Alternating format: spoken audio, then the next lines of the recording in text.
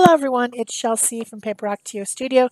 Today I'm sharing with you a product review of some Arteza products, a set of 5 10 by 10 inch wood panels that they sell, as well as a set of 20 acrylic markers. The panels are a nice deep, like 2-inch deep wooden cradled panel, which will be great for collage. I want to use these for collage because I have in the past used canvases, and the canvases have give to them when you're gluing your paper on for collage, and this will be much better for that. So if you're a collage artist, I recommend getting these panels. I think they have different sizes. I'm not sure what the sizes are, but you can use my link below the video to go and visit their site. Now the markers are acrylic ink inside of a marker. They have a bullet tip, and then they also have replacement tips that are chisels. So if you would prefer to have a chisel tip, you can pull out the tip with the tweezers provided and put a new one in. So that shows you the different sizes. Before I started my art project, I did swatch out all the colors to see what I would have. There's a lot of bright colors. There's 3 metallics, and there was a black and white. So you saw briefly the little swatch card that I made. The first thing I'm going to do is prep the wood panel, and I like to start with collage. So I got out a bunch of different neutral colored text weight papers. Just all different ones. Some are dictionary, some are in foreign languages from a book that's in a different language. There's a piece, some newspaper that has Chinese writing on it.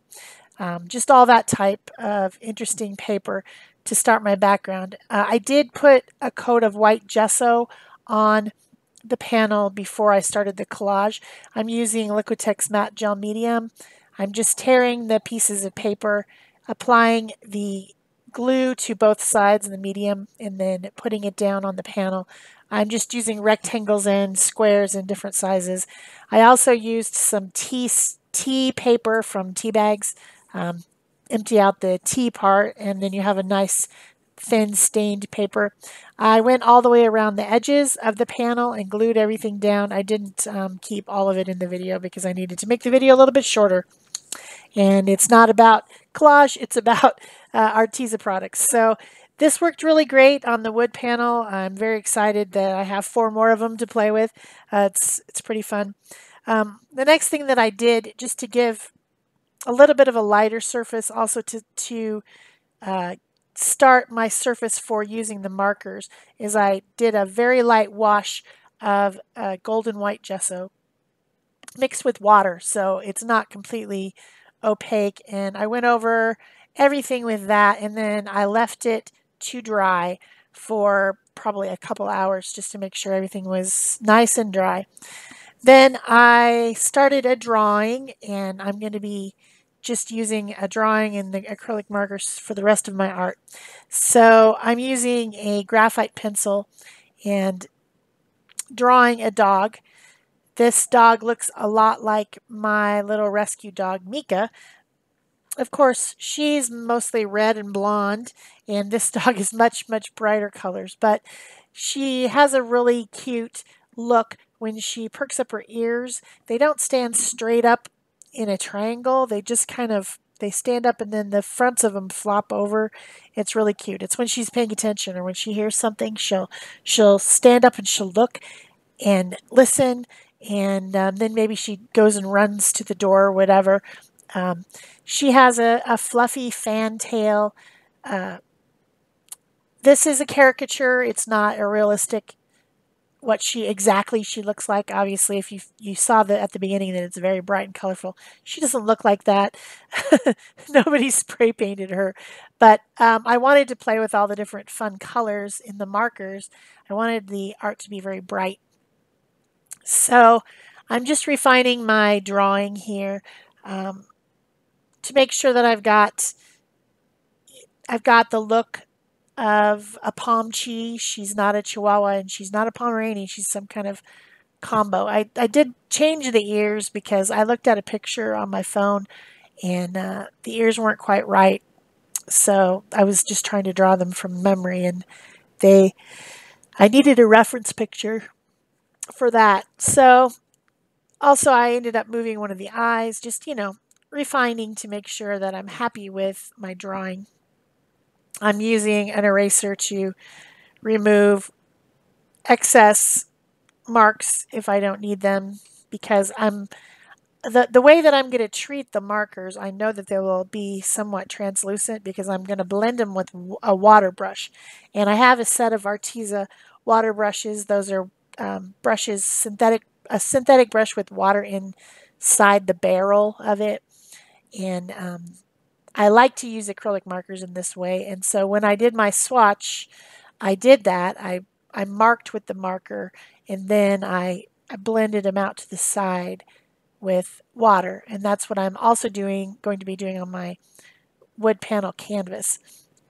So the first thing that I'm doing is to take the blue marker, the lightest blue marker, and I'm going around all the exterior edges and lines.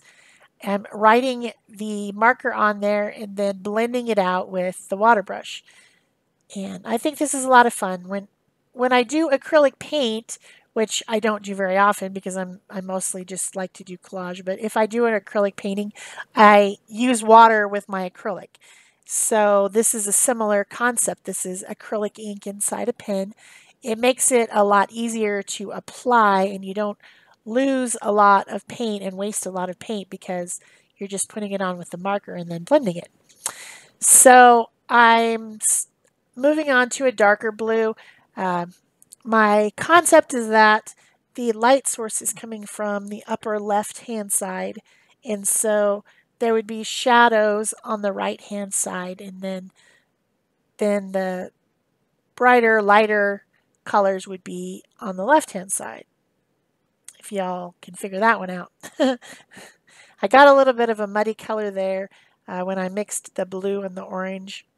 But the thing about markers is once they're dry, I can go back over that area and brighten it back up or whatever I want to. Also, all this paper is sealed because I used the matte medium to glue it all down and go over the top of it. And then I even went on top of it with a layer of watered down gesso. So definitely all sealed. And if I need to move something, I can with my wet wipe. So I'm just kind of coloring in patches here and there and then blending the patches together. I can't really explain very well how I'm picking the colors.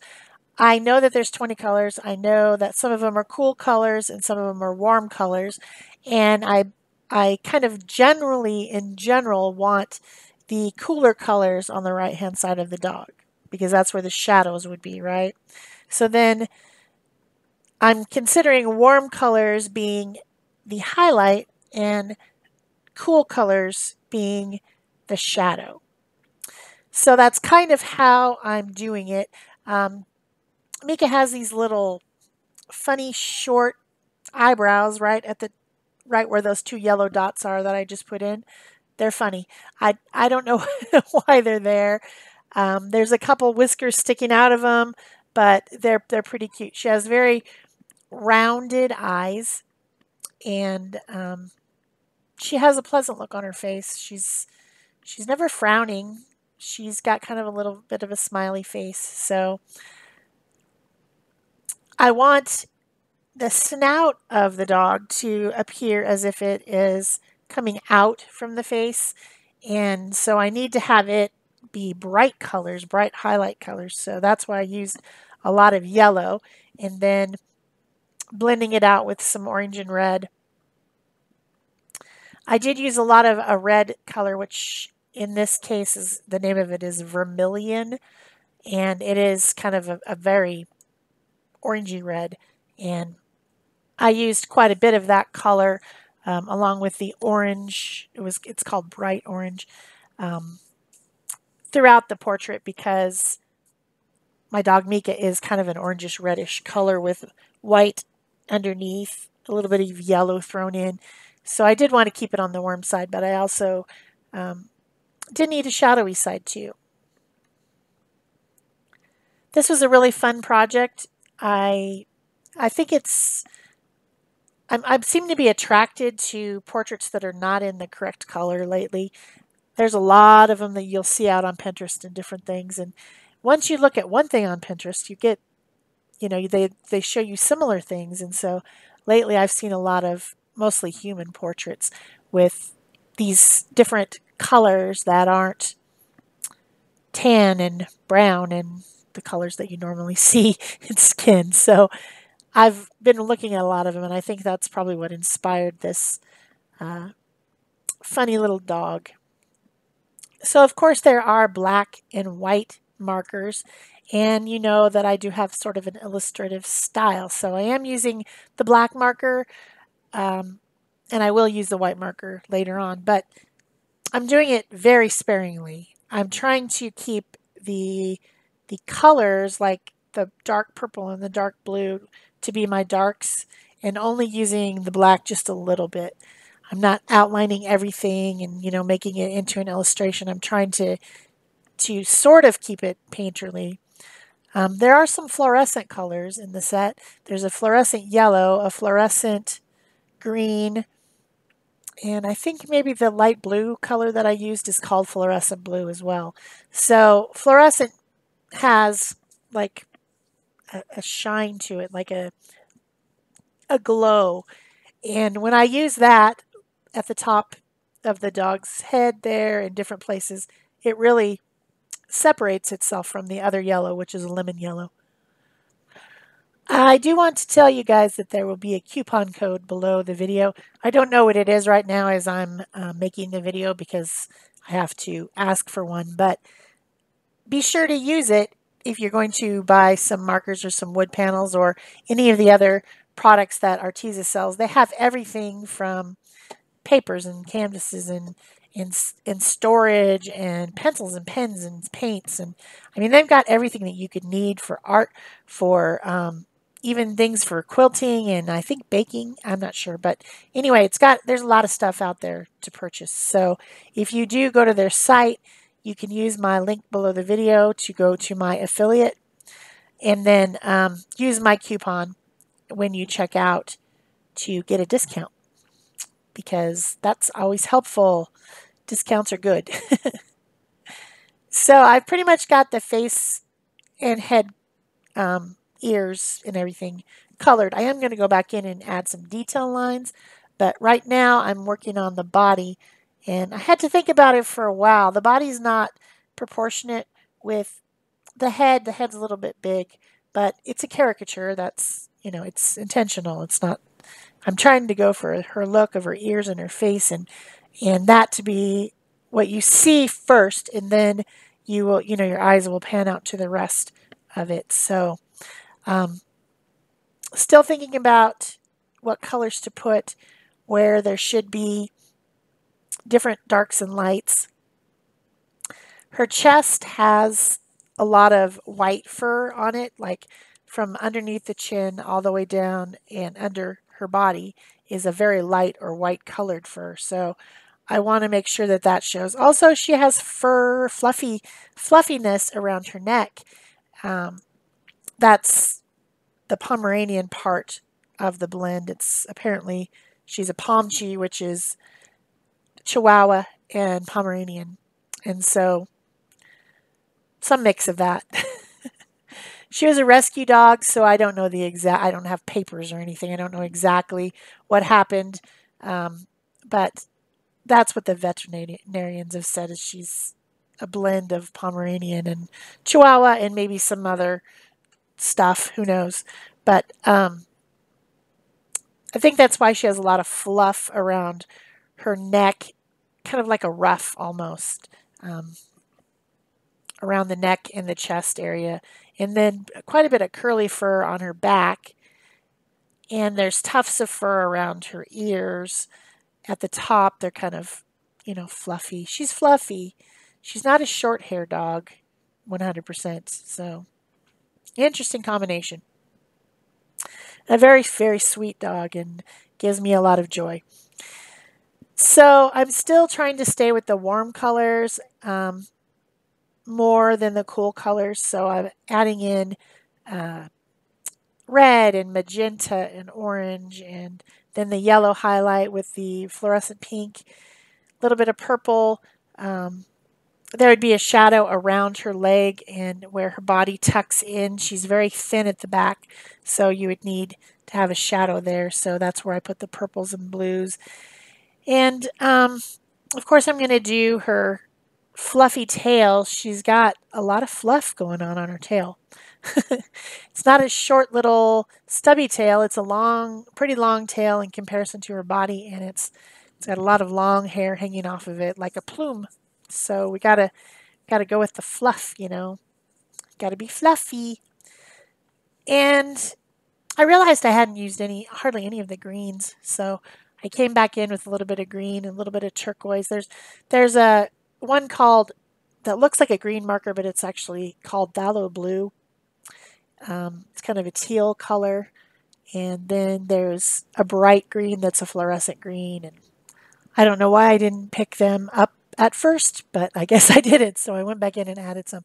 That's the nice thing, is you can go back over and add more layers in areas that you want to, you know, fix up a little bit if you think that they're too patchy or they're too they're too transparent, whatever, you know, where you've blended with the water brush. So now I'm going in and I'm adding a little bit of illustration details using the black, and instead of marking with the marker, I just tap it onto the paper and pick it up with my finest water brush. The water brushes come in a set of 9, I think, and there's everything from very wide flat ones all the way to very tiny pointy ones. And these markers, the bullet tip is not a small bullet tip. It's not a fine point. It's more of a rounded tip, and so I can't make a very fine line. I think if I switched out to the chisel, which is the replacement tips, I could probably get a finer line by using it on the edge or tip of the chisel, but I didn't want to go and change them all out, so I just decided to use the water brushes to pick up some of the paint that way. If you're enjoying this video, please remember to give it a thumbs up. Leave me a comment or question below. Subscribe if you haven't already. You can pin this to Pinterest, and you can share it on Facebook. All those things help my channel grow, and they will help Arteza too, because more people will see the video. So I'm adding in some white highlights with the white marker, and then I decide the background needs a little bit of bright colors, so I'm making some swirls using a couple different colors and blending it together. Just for fun, because I think they look more dynamic that way. And then I decided to just make some splatter marks, like as if paint had been splattered onto the canvas, using all different colors of markers, adding in some darker colors to make them more shadowed at some point, just to make interest in the background. And I mean, a dog's not that color, so she must have been painted. So therefore, these are all the splatters of the paint. Because if you tried to paint a dog, you know she wouldn't hold still. So this must be what happened. Splatters got everywhere. I maybe should have made some paw prints, because that's probably what would happen, is the dog would walk across your canvas and make paw prints in the paint. That would have been funny, but I didn't think of it till just now. So I'm just changing out colors, looking for places that might need a little bit more color, maybe adding a white highlight, adding